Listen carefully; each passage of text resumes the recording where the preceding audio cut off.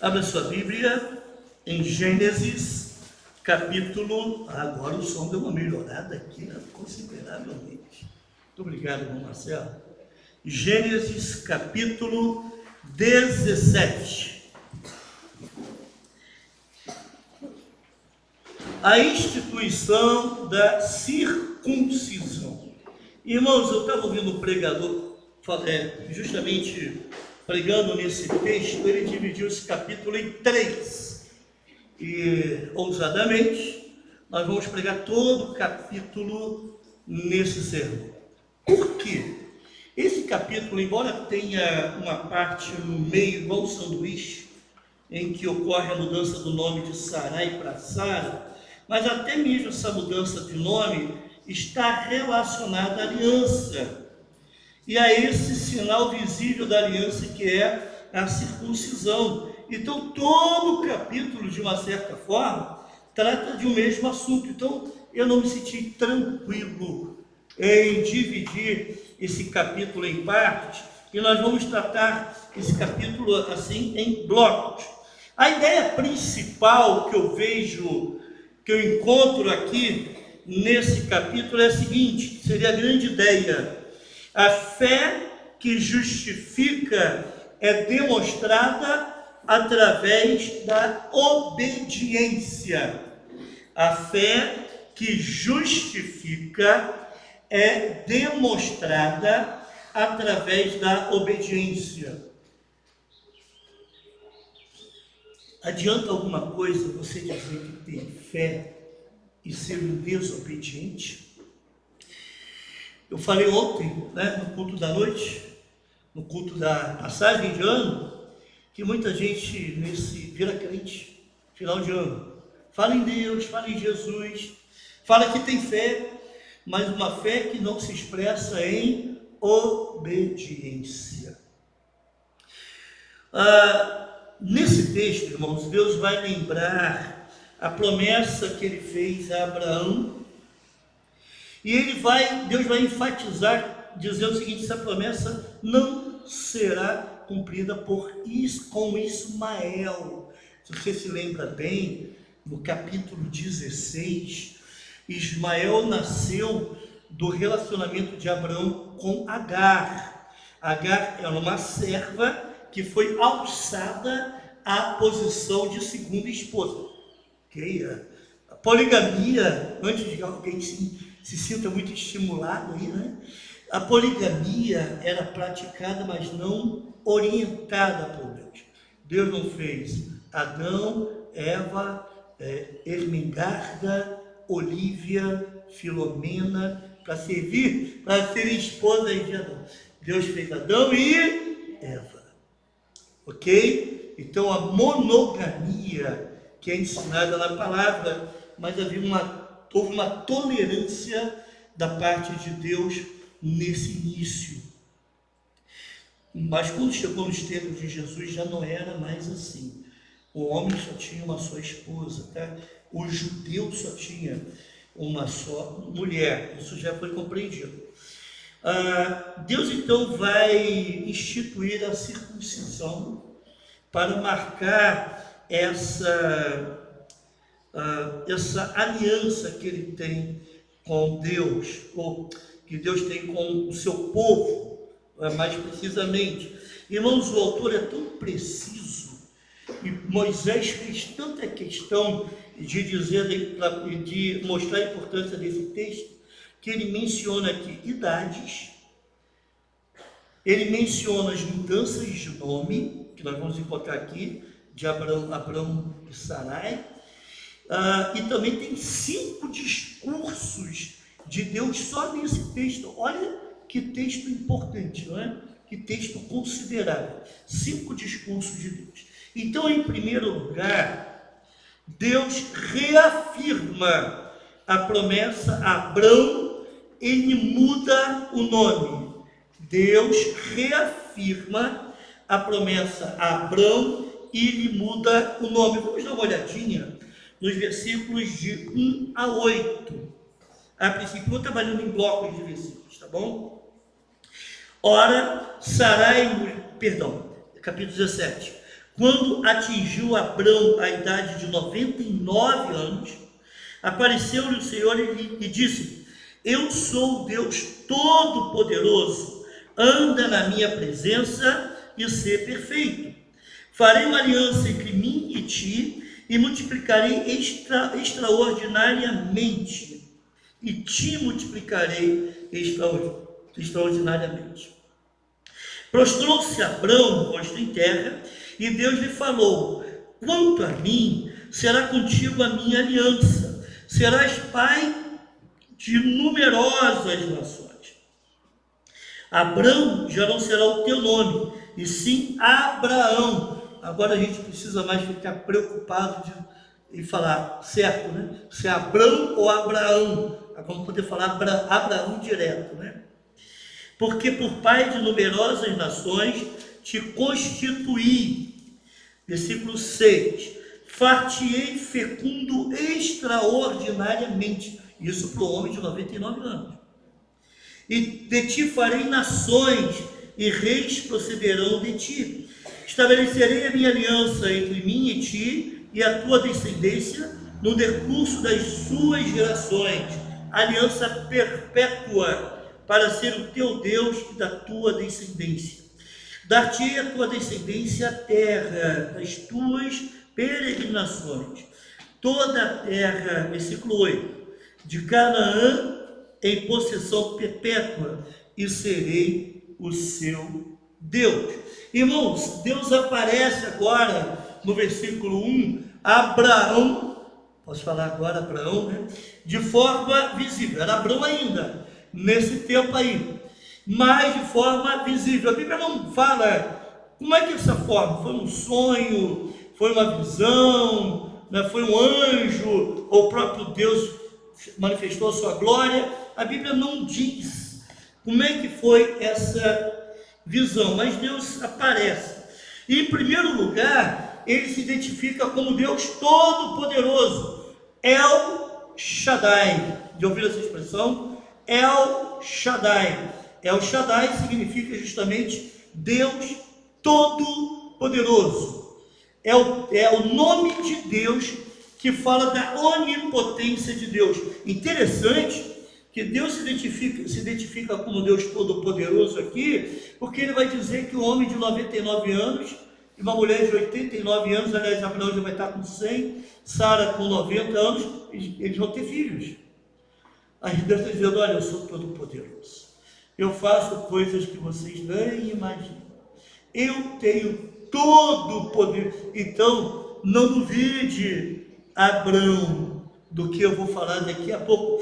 E nesse nome, El Shaddai, Deus foi conhecido por Isaac, Deus foi conhecido por Jacó. Esse era o nome com o qual Deus era reconhecido pelos patriarcas. Depois Isaac, depois Jacó, José e todos os que vêm em seguida. Deus, então, em primeiro lugar, Deus se identifica como El Shaddai. Em segundo lugar, ele fala: ande em minha presença e ser o que está no versículo 1 aí, ande em minha presença e ser perfeito, ok? Então, eu sou o Deus Todo-Poderoso. A partir desse reconhecimento, ande em minha presença, ou seja, ande em obediência e seja perfeito. Em outras palavras, seja íntegro, tenha integridade. Aquele que conhece a Deus, obedece e é íntegro. Uma terceira coisa que Deus disse, isso nos versículos 2, 4 e 6, é que faria uma aliança com Abrão, e que Abrão seria pai de muitas nações. Ok, Deus antes havia dito que de Adão sairia uma nação com um número muito grande de pessoas, né? Como as estrelas do céu, não é isso? Lembra-se? Como as areias do mar. Mas agora Deus está dizendo que de Abrão sairão muitas nações. Não é somente uma nação. Essa nação é a nação escolhida, é o povo de Deus escolhido. Mas muitas nações, ele também está dizendo que reis procederão de Abrão. Você conhece, eu já vou falar de Saul, já vou falar de Davi, de Acais, de Ezequias, certo? Joás. Irmãos, são tantos reis que surgiram a partir de Abrão, só que isso aponta para a vinda do maior rei, do grande rei, do rei de todos, Jesus Cristo, aquele que pisaria a cabeça da serpente. Estão entendendo? Por isso que existe essa promessa, está remetendo a esse rei. Deus então vai, no versículo 5, mudar o nome de Abrão. Abrão significa pai elevado, pai ilustre, pai excelso, não é? Pai de um povo. Então Deus vai mudar o nome de Abrão, no versículo 5, para Abraão, que significa pai de um grande povo, pai de uma multidão, pai de muitos. Essa mudança de nome está marcando essa promessa. Isso de fato vai acontecer. Aliás, quando tem alguns momentos importantes da história bíblica, em alguns momentos em que algo importante acontece, Deus muda o nome. Lembra que Deus mudou o nome de Jacó para Israel? Sim, algo importante. Quando algo importante acontece na história bíblica, Deus muda o nome. Esse nome, irmãos, refletia essa aliança de Deus com Abrão. Dá uma nova identidade a Abrão, mas uma identidade baseada na promessa, uma identidade baseada naquela promessa da semente da mulher, que pisaria a cabeça da serpente. Lá em Romanos, capítulo 4, versículo 17, Romanos 4,17, Paulo fala sobre isso. Como está escrito, eu o constituí pai de muitas nações. Ele é nosso pai aos olhos de Deus em quem creu, o Deus que dá vida aos mortos e chama a existência coisas que não existem como se existissem. Paulo então traz aqui a lembrança da promessa de Deus a Abraão. E Deus está dizendo também, lá no versículo 7, que ele estabeleceria uma aliança perpétua. Muito interessante isso. Deus seria o Deus perpetuamente, não somente de Abrão, mas também de toda a descendência de Abrão. Irmãos, aqui a gente precisa parar um pouco. Por que isso?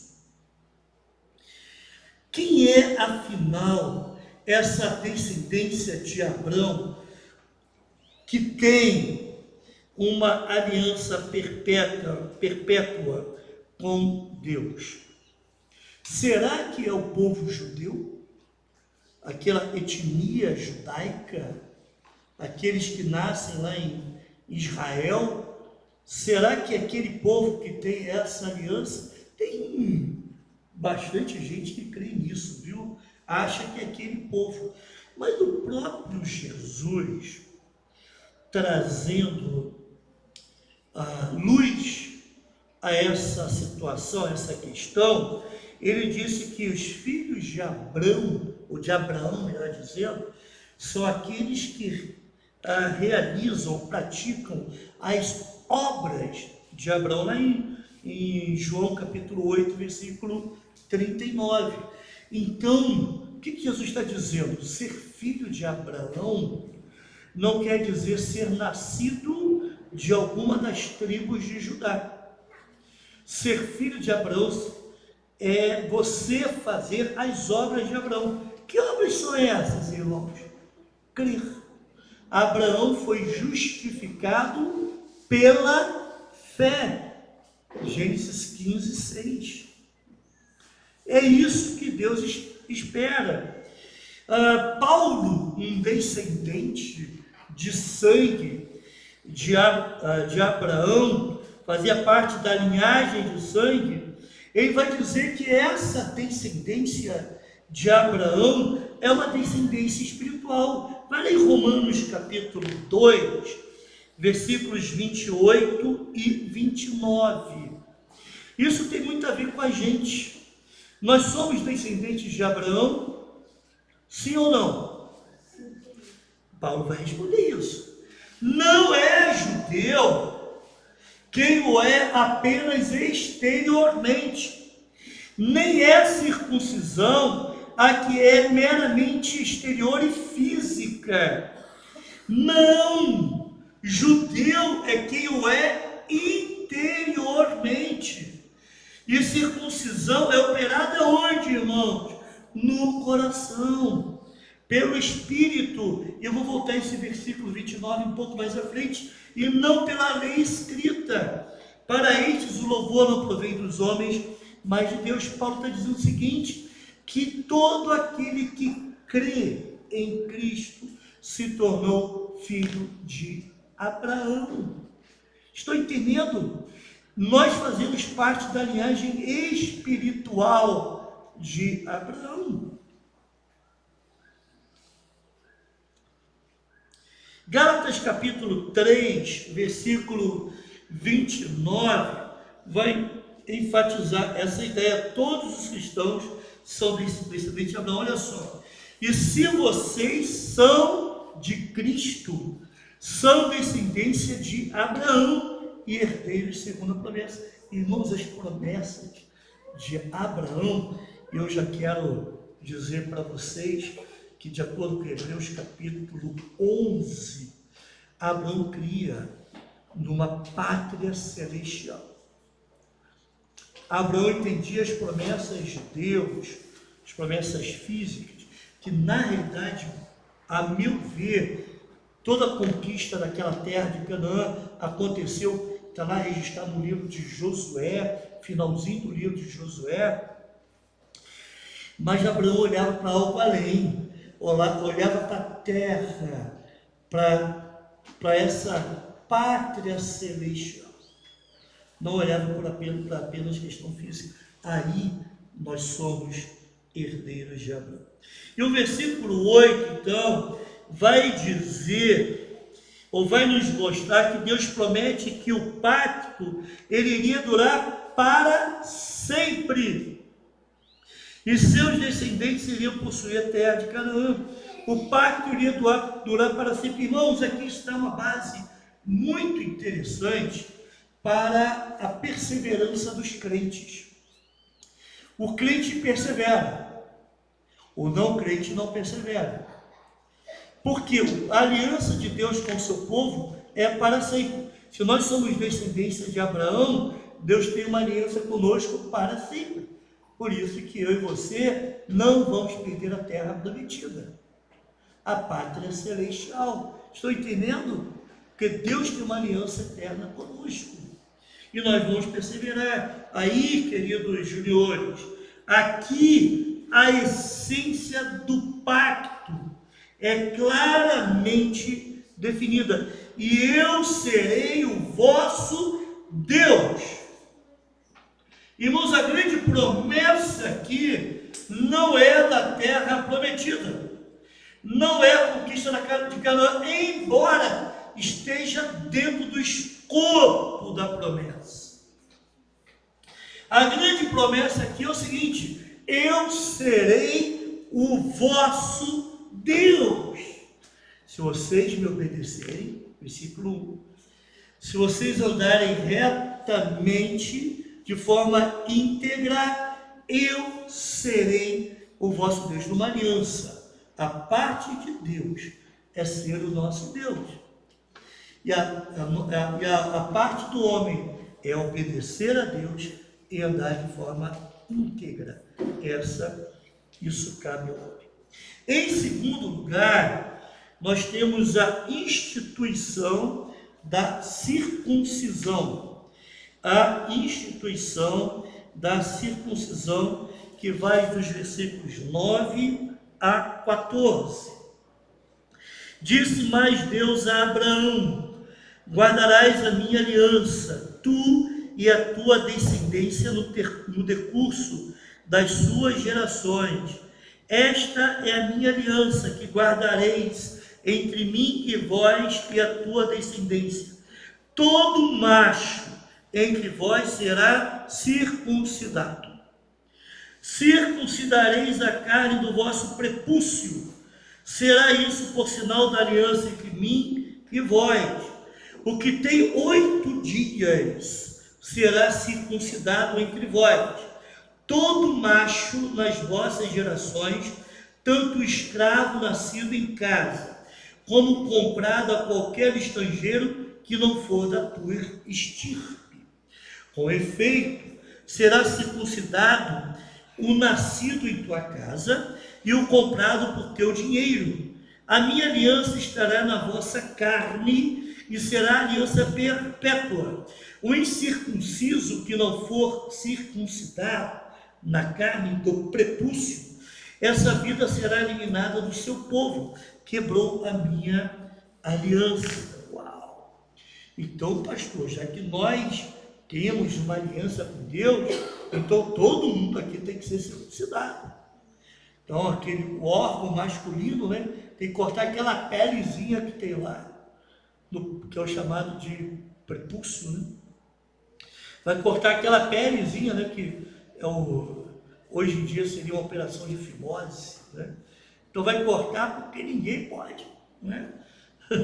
Não, calma. Antes de você correr lá, marcar o horário lá com o médico para fazer uma cirurgiazinha, calma que não é bem assim não, né? Vai devagar com isso aí, não é?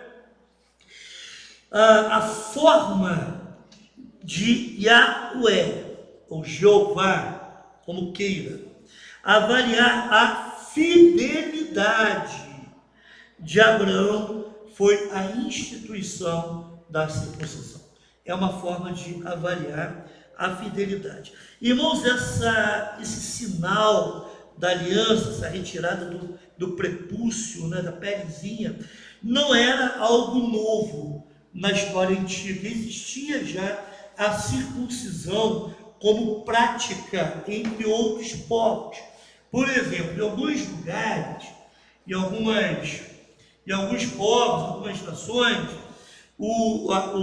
a criança, quando passava para a fase adulta, de adolescente para adulta, o jovem era circuncidado. E também alguns sacerdotes eram circuncidados, tá? Essa é uma prática que já existia. A grande diferença aqui e o significado especial, no caso aqui, é que essa circuncisão ela iria marcar a pessoa como um membro da linhagem física, linhagem étnica e de Abraão, entende? A circuncisão ia identificar a pessoa como sendo da linhagem de Abraão, como um povo que Deus então escolheu. Essa é a grande diferença. Paulo vai falar isso em Romanos, Lucas vai falar isso também em Atos. Então essa é a grande novidade, porque a circuncisão até então nunca, eu acredito que nos dias de hoje também, foi usada para distinguir as pessoas de outros povos. Isso acabava por distinguir, não é? Então essa marca na carne, algo que não podia ser restaurado, não se podia voltar atrás. Uma vez feita a circuncisão, eu não sei como é que está a tecnologia, a medicina hoje em dia, se é possível restaurar o prepúcio, né? Eu não sei se é possível hoje em dia. Acredito que seja algo muito complicado, ou até impossível. Então, é o tipo de marca que não se podia mais apagar, não tinha como voltar atrás. Isso marcava aquela pessoa definitivamente. É óbvio que a circuncisão, ela trazia alguns benefícios para a saúde. Aquelas dobras do prepúcio, elas são muito... elas carregam, elas são muito... contaminam muito, né? Elas são facilmente... ali se desenvolvem facilmente culturas de algumas bactérias, né, alguns vírus. Então, isso realmente provoca algum problema. Por isso tem que ter um cuidado em relação a isso. E outra coisa interessante, que historicamente as mulheres judias têm menos incidência de câncer cervical, câncer do colo do útero. Então as pessoas identificam essa menor incidência de câncer do colo do útero pelo fato de justamente os homens serem circuncidados, tá? Existe esse fato aí, né, que ocorre. Então existem benefícios, mas não era, não existia isso estava, logicamente, na mente de Deus, esses benefícios para a saúde, lógico que estava. Mas o propósito principal, logicamente, não é esse. A circuncisão simbolizava a necessidade de uma purificação profunda, a fim de reverter os defeitos da depravação. A circuncisão simbolizava a necessidade de uma purificação profunda, a fim de reverter os efeitos da depravação. Deus está dizendo: vocês precisam ser purificados. Tanto é que o próprio Moisés vai escrever mais lá na frente, se não me engano, em Deuteronômio, e existem outros textos na Bíblia, no Antigo Testamento, ele vai dizer assim: olha, vocês precisam circuncidar o coração de vocês. Então, Moisés estava afirmando que a circuncisão da carne, aquela marca, não era suficiente se o coração não estivesse circuncidado, ou seja, purificado. Quero lembrar com os irmãos, voltar aquele texto de Romanos, capítulo 2, versículo 29, que nós lemos. Romanos 2, 29. Não, judeu é quem o é interiormente, e circuncisão é operada no coração pelo Espírito e não pela lei. Estão entendendo, irmãos, qual é o ponto aqui? Aonde Deus quer chegar com esse povo? Versículo 12 vai instruir que crianças com 8 dias de vida já teria condições de suportar uma cirurgiazinha, né? O corte da pele do prepúcio, né? E também já teria passado o sábado. Eu não ia falar isso aqui não, mas eu acho que eu devo falar.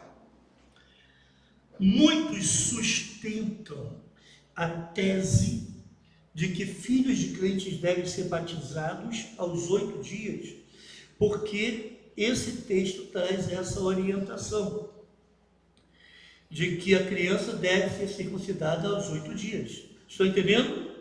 Aí, como a criança também não tem noção de nada, não tem, o que ela faz é chorar, reclamar, né? Sentir dor, né? Ela não tem noção do que está acontecendo, então eles falam: então, filho de crente, então eles também passam a fazer parte da aliança e eles devem ser batizados aos 8 dias. Nós não batizamos crianças, irmãos. Por quê? Lembra que eu falei que essa circuncisão é no coração, é do coração antes de tudo, mas eu também disse que essa circuncisão marcava a entrada de determinada pessoa naquele povo, como membro da linhagem de Abraão, então ele ia fazer parte daquele povo que hoje nós conhecemos como judeu. Estão entendendo, irmãos? Então a circuncisão cumpre essa etapa de marcar aquela pessoa como sendo de fato judia. Estão entendendo? Então é uma questão étnica, simplesmente étnica, para fazer parte daquele povo que estava circuncidado. Por isso que não há essa, eu entendo, que não há essa necessidade de nós batizarmos crianças, já que a circuncisão precisa ser antes do coração, ela precisa estar ciente do seu pecado, entregar seu coração para Jesus, né? Aí a circuncisão vai acontecer. Pastor, e a mulher? Mulher não podia ser circuncidada, por motivos óbvios, não é? Mulher tem como ser circuncidada, mas a mulher, ela era considerada circuncidada como, de forma representativa, através do pai ou do marido. O pai circuncidado, então, a filha fazia parte da linhagem, era considerada também de forma representativa, ou o marido, né? Era assim também considerado, ok? Mas os versículos 13 e 14 vão dizer que todos deveriam ser circuncidados, os nascidos de Abraão, mas também aqueles que vieram se tornar servos de Abraão, pessoas de outras nacionalidades, membros de outros povos, deveriam também ser circuncidados. Irmãos, aqui eu já estou vendo aqui, se cumprindo, sendo profetizado a conversão dos gentios, mais tarde, que nós somos gentios, certo? Acho que não tem nenhum judeu aqui de nascimento, acho que não, né? Nós somos gentios, mas aqueles de outros povos, que viriam a fazer parte da linhagem de Abraão, eles também seriam circuncidados. Em terceiro lugar, nós temos então o nome de Sarai é mudado, e Deus reafirma que dela viria o filho da promessa. Isso nos versículos 15 a 22. Então, 3, o nome de Sarai é mudado, e Deus reafirma que dela viria o filho da promessa. 15 a 22. Disse também Deus a Abraão: a Sarai, tua mulher, já não lhe chamarás Sarai, porém Sara. Abençoá-la-ei, e dela te darei um filho. Sim, eu a abençoarei, e ela se tornará nações, reis de povos procederão dela. Então se postou Abraão, rosto em terra, e se riu, e disse consigo: ao homem de 100 anos há de nascer um filho? Dará à luz Sara com seus 90 anos? Realmente, né?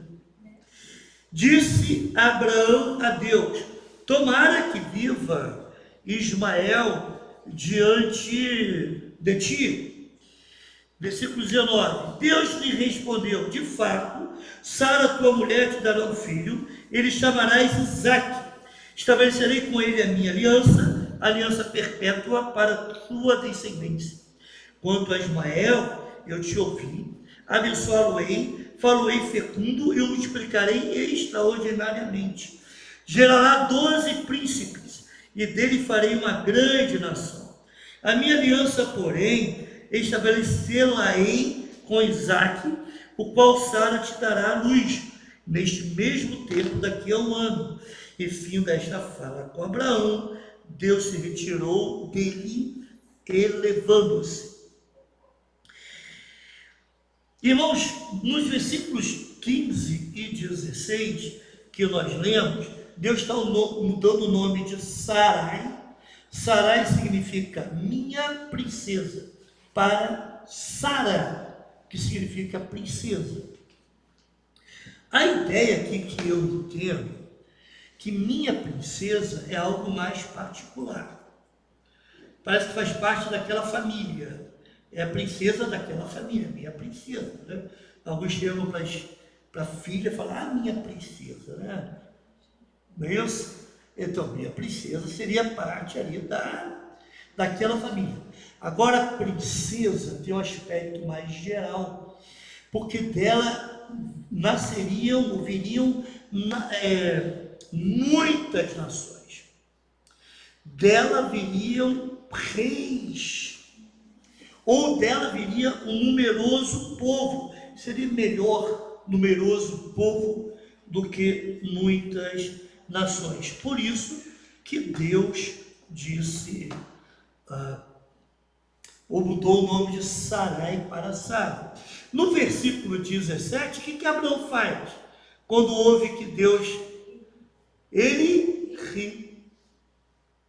Como assim, Deus? Eu vou estar com 100 anos, ela vai estar com 90. Como assim? Ele coloca o rosto em terra. Interessante que ele já havia colocado o rosto em terra antes. Volta lá comigo,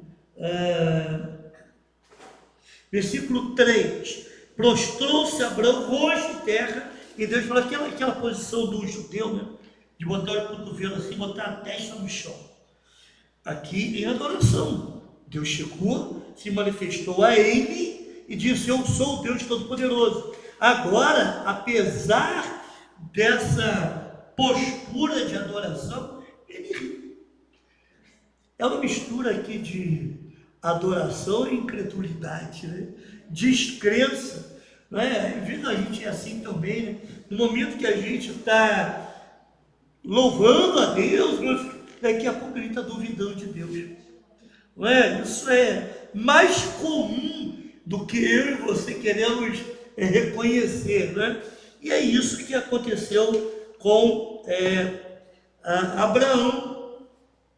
Aqui, até então, irmãos, preste atenção.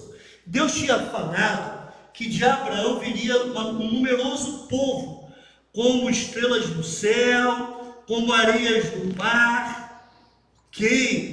mas até então, Deus não tinha falado que esse descendente de Abraão viria de Sara.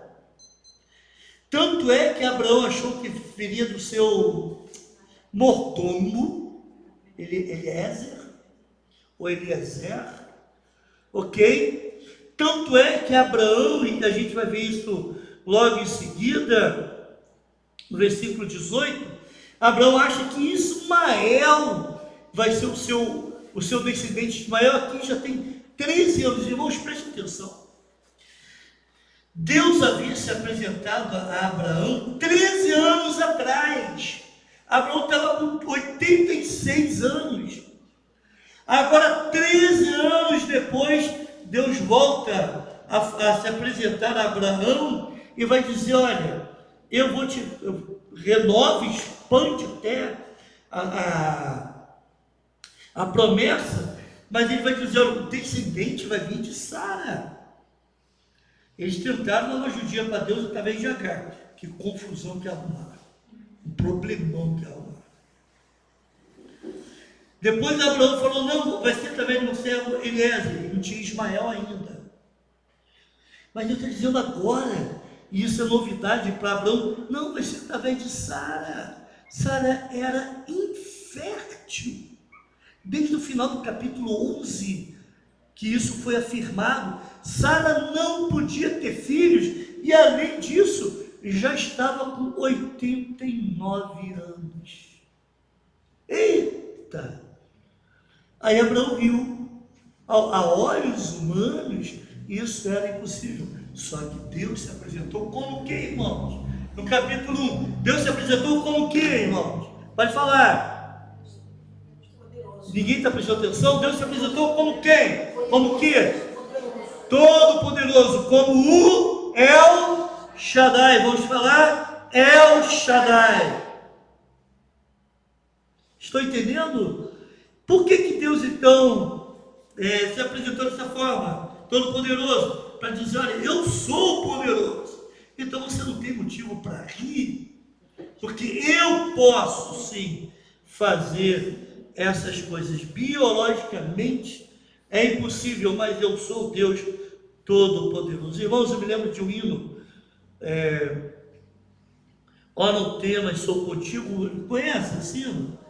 Não sei se você conhece, vai dizer assim: se a fé por vezes falta, quando o sol não posso ver, a Jesus eu digo humilde, ó, vem meu piloto ser, ó, não temas, sou contigo, eu piloto até o fim, não te importes com perigo, eis a mão, confia em mim. De vez em quando a fé falta, a fé fraqueja. E Deus diz, olha só, eu sou o piloto, é eu quem conduzo, então confie em mim, confie em mim. E no versículo 18, então, irmãos, Abraão vai manifestar mais uma vez sua fé vacilante, e vai dizer assim: ah, quem me dera, não é? Quem me dera, tomara que viva Ismael diante de ti, ou em outras palavras, quem me dera que Ismael seja o meu herdeiro. Ele ainda estava insistindo, Senhor, é impossível Sara ter filhos, então Ismael, que de fato vai ser meu herdeiro. E Deus rejeita veementemente essa proposta alternativa de Abraão, lá no versículo 19, e Deus diz, olha, Sara vai ter um filho, e o nome desse filho será Isaque. O que significa Isaque? Ele ri. Talvez aqui, fazendo menção ao risinho de Abraão, que ele teve quando Deus disse que Sara teria um filho, ou ao riso, ou também, né, quem sabe, ao riso dele de felicidade quando Isaque nascesse. Aliás, um pouco mais na frente, no capítulo seguinte, a gente vai ver que a própria Sara, quando ouviu lá dos anjos, a informação de que ela teria um filho, o que ela faz? Ela ri. O pessoal está rindo, gosta de dar uma risada, não é? E depois ela vai rir de alegria, vai sorrir de alegria. Mas o nome Isaque vem lembrar esses fatos na vida de Abraão e Sara. E Deus diz que, olha, não se preocupe, Deus tranquilizou aqui também o coração do pai. Não se preocupe, porque Ismael será abençoado. Ele será pai de 12 nações. Aquelas 12 nações em torno de Canaã. Mas ele não é o filho da promessa. Daqui a um ano, Sara vai dar a luz ao filho da promessa. E no versículo 22, depois de Deus dar o recado, Deus então se afasta de Abraão, se elevando. Por fim, versículos 23 a 27, Abraão obedece. Abraão, aqui já é Abraão, obedece. Versículos 23 a 27. Acompanhe na sua Bíblia. Tomou, pois, Abraão a seu filho Ismael e a todos os escravos nascidos em sua casa, e a todos os comprados por seu dinheiro, todo macho dentro de sua casa, ele circuncidou a carne do prepúcio de cada um, naquele mesmo dia, como Deus lhe ordenara. Tinha Abraão 99 anos de idade, quando foi circuncidado na carne do seu prepúcio. Ismael, seu filho, era de 13 anos quando foi circuncidado na carne do seu prepúcio. Abraão e seu filho Ismael foram circuncidados no mesmo dia. E também foram circuncidados todos os homens de sua casa, tanto os escravos nascidos nela, como os comprados por dinheiro ao estrangeiro. Irmãos, preste atenção nisso. A circuncisão de todos os homens na casa de Abraão, em aceitação obediente ao mandamento da aliança, mostra o triunfo da fé.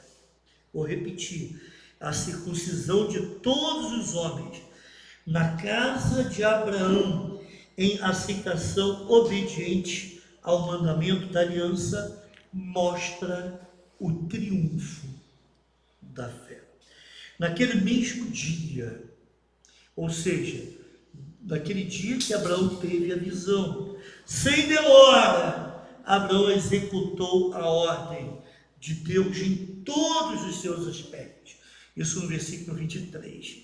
E no 24 e 25 vai dizer que Abraão com 99 anos e Ismael com 13 anos, eles foram circuncidados no mesmo dia.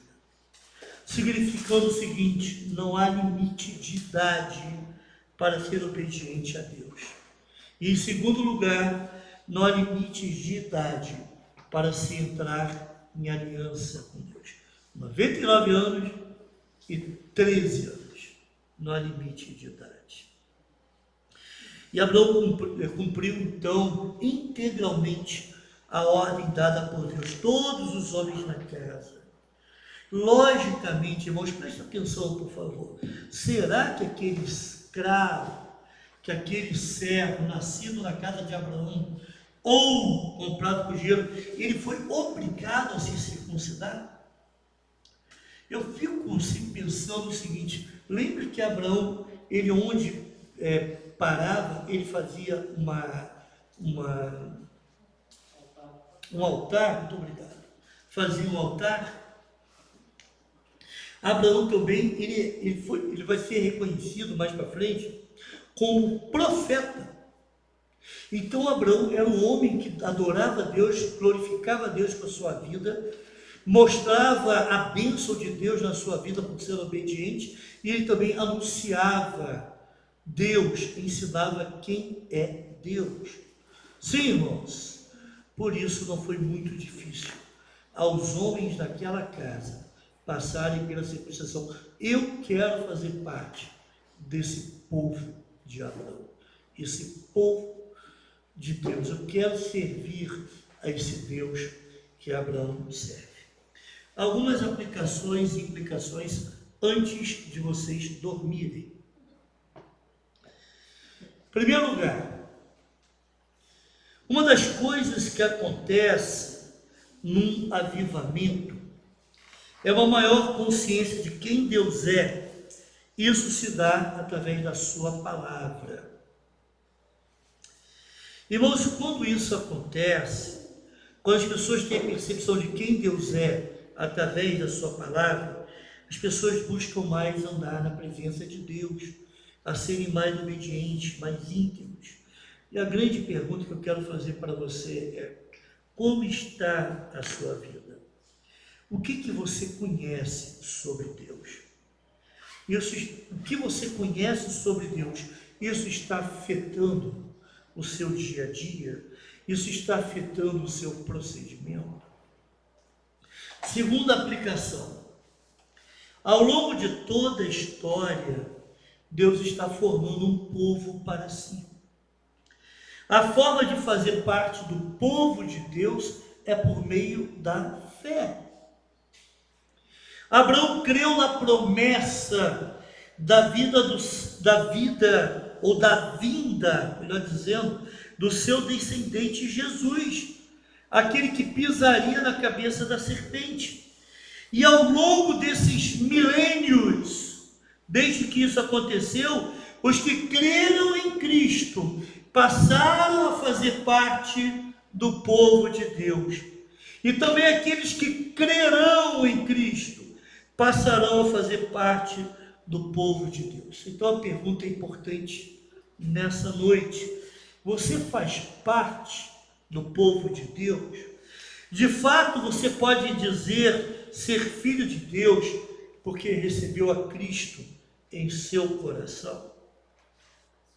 E uma terceira e última aplicação. A grande marca da fé não é mais a circuncisão, mas é aquilo que o próprio Jesus faz no nosso coração, quando ele toma o nosso coração. A ação do Espírito Santo nos purifica, nos santifica, e isso se torna visível. Essa é a grande marca que nos diferencia das pessoas à nossa volta. E a pergunta que eu faço é: você tem demonstrado a marca de Cristo no seu coração? Você tem buscado andar na presença de Deus de forma obediente e íntegra? Irmãos, isso aqui é um apelo para aquele crente que pensa que pode viver nesse mundo do seu próprio jeito, andando de acordo com os seus próprios padrões. O povo de Deus é diferente, e o povo de Deus precisa demonstrar isso através de um comportamento diferente, que é fruto dessa salvação operada por Cristo. E a pergunta é: você tem sido diferente? Tem sido diferente das pessoas do mundo? Tem demonstrado esse fruto da salvação de Cristo em sua vida? Vamos orar. Se coloque em pé, por favor.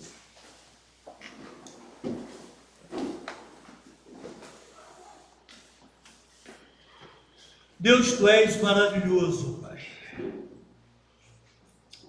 Como é bom saber a história da redenção. Milhares de anos atrás, Tu já preparavas o palco, o cenário para a vinda de Cristo Jesus. Obrigado, Deus, porque podemos entender que pela fé somos parte do Teu povo, o Israel de Deus na face da terra. E, Senhor, se tem alguém aqui que ainda não foi circuncidado, não está circuncidado no seu coração, não tem o coração ainda tomado pela fé em Cristo, ó Deus, venha ajudar essa pessoa, que ela possa se entregar e permitir que essa mudança, essa transformação seja operada. O Senhor venha nos ajudar na nossa fé. O Senhor venha fazer com que sejamos firmes e venhamos a fazer diferença aonde nós estivermos. Em nome de Jesus. Amém. Eu quero convidá-los a cantar ao Senhor